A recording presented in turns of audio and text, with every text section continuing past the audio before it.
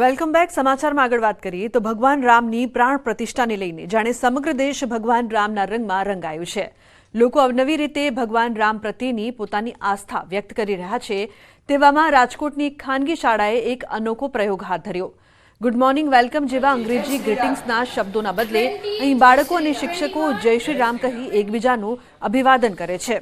દરરોજ અલગ અલગ વર્ગના વિદ્યાર્થીઓ ટ્રસ્ટી સાથે વહેલી સવારે શાળાના ગેટ પાસે ઊભા રહે છે અને શાળાએ આવતા તમામ વિદ્યાર્થીઓને ગળે મળી જય શ્રી રામ કહી એકબીજાનું અભિવાદન કરે છે. એટલું જ નહીં, હાજરી સમયે બાળકો જય શ્રી રામ કહી પોતાની હાજરી પુરાવે છે. જય શ્રી રામ, 25 જય શ્રી રામ, 20 જય શ્રી રામ, 21 જય શ્રી રામ.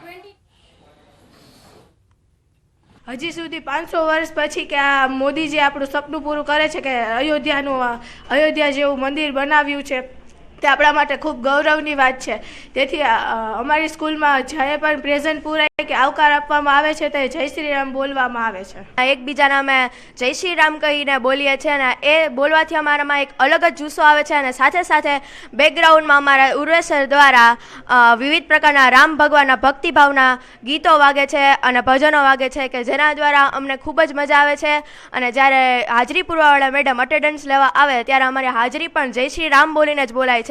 કહેવાય છે ને સવારમાં ભગવાનના નામ લેવાથી સારું જાય, દિવસ સારો જાય છે, તેવી જ રીતે ભણવાનું સારું જાય. એક અભ્યાસીય કોર્સ એ ખાલી રોજગારી નિર્માણ કરી શકે, હું એવું સમજુ છું.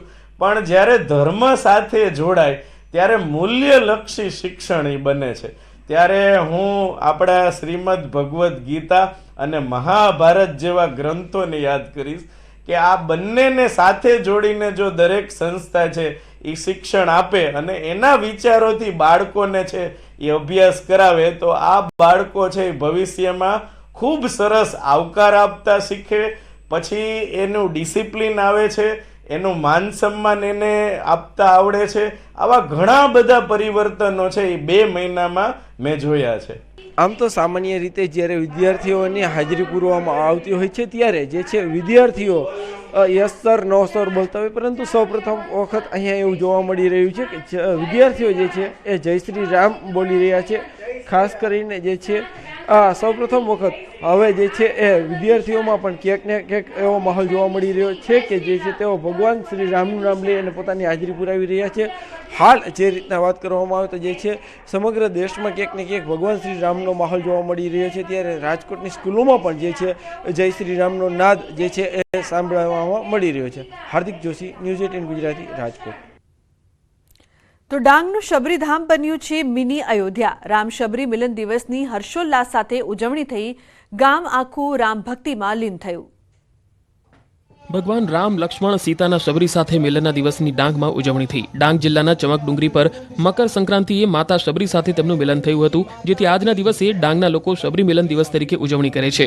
આ દિવસે આખું ગામ રામમય બની ગયું. શબરીધામ મિની અયોધ્યા બની ગયું. ગ્રામજનો રામની ભક્તિમાં લીન થયા. પ્રભુ શ્રી રામ અને માતા શબરી મિલન દિવસની ઉજવણી નિમિત્તે પંપા સરોવરથી શબરીધામ સુધીની ભવ્ય શોભાયાત્રા નીકળી, જેમાં આખું ગામ જોડાયું. મંત્રીઓ સહિત અનેક સંતો, મહંતો, પદાધિકારીઓ, સ્વયંસેવકો, ભાવિક ભક્તો શોભાયાત્રામાં જોડાયા.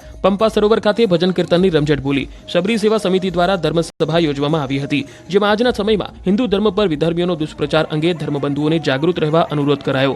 બાળકોએ રામ, સીતા, લક્ષ્મણ, શબરી બની રામાયણ ભજવી હતી. શબરી અને ભગવાન રામના મિલનની ઘડીને જીવંત બનાવી. આ પ્રસંગે મંત્રી કુંવરજી હળપતિ, ધારાસભ્ય વિજય પટેલ તેમજ સ્વામી અસીમાનંદ પણ ઉપસ્થિત રહ્યા.